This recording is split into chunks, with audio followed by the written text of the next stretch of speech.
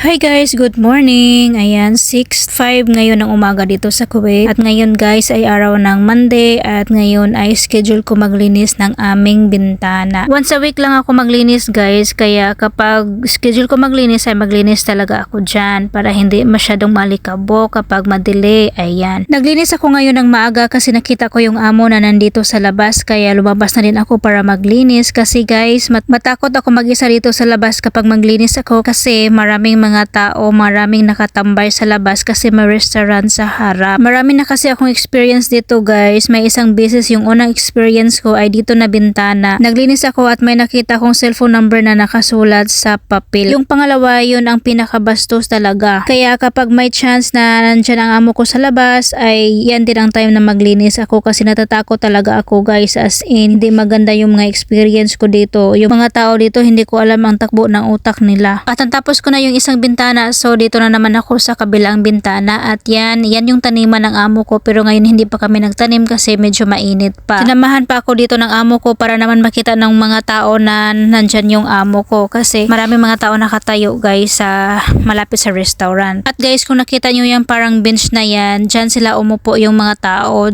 Mataas kasi yan hanggang doon sa dulo, mataas yan kaya maraming makaupo dyan. At dyan yung mga bachelor nakaupo at parang nagsiselfone lang, ganun parang tambayan lang nila. Diyan sila nakaupo. At yun, balik tayo sa aking mga experience na nasabi ko kanina. Yung una, yung may naglagay ng cellphone number sa papel at nilagay sa may bintana at nakita yun ng amo ko. So tinawagan ng amo ko yun at sinabi niya kung sino daw yung may-ari sa number na yun. At hindi akalain ng tao na yun na yung amo ko ang tumawag. Akala kasi niya na ako talaga yung tatawag kasi yan yung paraan nila dito na maka-char-char sa mga Pinay. Char, ganun. Tapos tinanong siya ng amo ko kung siya ba daw yung naglagay ng number sa may bintana pero dininay niya guys, sabi niya hindi daw. Tapos sinabi ng amo ko na sino ang naglagay dito kasi nakita namin to sa may bintana. At sumagot pa yung tao parang galit. So nagalit yung amo ko, sabi ng amo kong lalaki, o sige kung hindi mo aaminin wala tayong magawa dyan. Itong number na to ibigay ko to sa pulis at makita niya kung sino tong number na to. Kasi dito guys hindi ka makabili ng mga number or cellphone number na hindi makaregister sa national ID or ICAMA or civil ID. Kaya kapag bumili ka, yung number mo naka-register talaga yan sa civil ID. Ganon. So makita talaga ng mga pulis kung sino yung number na yun kapag i-trace nila. At yun guys, natakot yung tao at nagsuri talaga siya sa amo. At sabi ni sir huwag na daw ulitin uli kasi ipapadeport talaga kapag mangyari ulit yun. At yung pangalawa ay hindi yun sa paglilinis guys. Nagpatuyo ako ng buhok sa labas at yun walang katao-tao sa labas. Yun lang yung tao na yun. At saka akala ko naghintay lang siya sa elevator na bumukas pero hindi pala, ako pala talaga yung tinitingnan niya kung kailan ako papasok sa bahay kasi yung pintuan ng bahay at saka yung pintuan ng elevator ay malapit lang kaya hinintay niya na papasok ako uli sa bahay. Wala siyang ibang ginawa guys kundi tumayo lang siya doon malapit sa elevator, malapit sa daanan ko at nakabukas yung zipper niya. Yun lang yung ginawa niya guys, as in tarantang-taranta ako anong nakita ko guys. Yun yung worst talaga as in. So yung una kong nakita guys hindi pa nag-sink in sa akin ano yung pakay niya. Akala ko lasing or kasi guys matanda na yun at saka sobrang itim pa, akala ko lasing lang. So tinuro ko pa yun, yung nakabukas tinuro ko pa at dali-dali niyang sinirado yung zipper niya. At ako naman ay nagmamadaling pumasok sa bahay at tinawagan ko yung amo kong babae. At yung amo kong babae sobrang galit na galit at tinawagan niya yung haris dito or yung bantay dito. At nung umuwi na sila dito ay tinanong ako ng amo ko kung namukhaan ko ba daw yung lalaki. Sabi ko parang hindi kasi nakamask siya kasi pandemic yun. Pinalabas ng amo ko at ng haris yung kabilang flat or kabilang apartment at pinatingnan sa akin kung kilala ko ba daw. Nung nakita ko yung mga tao doon hindi ko kilala. Wala sa kanila kasi yung nakita ko as in sobrang itim niya. At yun hindi talaga namin nakilala at sabi ng haris or yung bantay dito na kapag maalala ko daw, kapag makita ko daw sabihin daw agad kasi isusumbong daw sa pulis kasi sobrang bastos. Pero hindi ko talaga nakilala hanggang ngayon, hindi ko nakita uli. At ang pangatlo kong experience guys, naglinis din ako ng bintana noon tapos maaga yun. Tapos yung amo kong lalaki at babae ay pang morning duty. So naiisa lang ako noon naglinis at saka wala masyadong mga tao kasi nasa trabaho na din. At ang tao na yun ay para siyang addict, as in kung makatingin siya, grabe yung mata niya. At saka sinundan pa talaga niya ako guys, kaya dali-dali akong pumasok sa bahay. Hindi ko na tinapos yung paglinis, dito din yun na bintana. As in sobrang takot ako noon, hindi ko na tinapos yung paglinis at pumasok na ako sa bahay, at sa sobrang bilis at saka sobrang pagmamadali ko guys ay naiwan ko pa yung susi nakapasok sa doorknob or basta yun na yun. At saka nung nasa loob na ako, tiningnan ko sa may bintana, as in guys bumalik yung tao at tiningnan talaga niya ako kung kailan ako lalabas uli. At marami pa akong experience dito guys, meron ding lalaki nagpapakita sa akin ng pira, akala niya mukha akong pira. At totoo naman.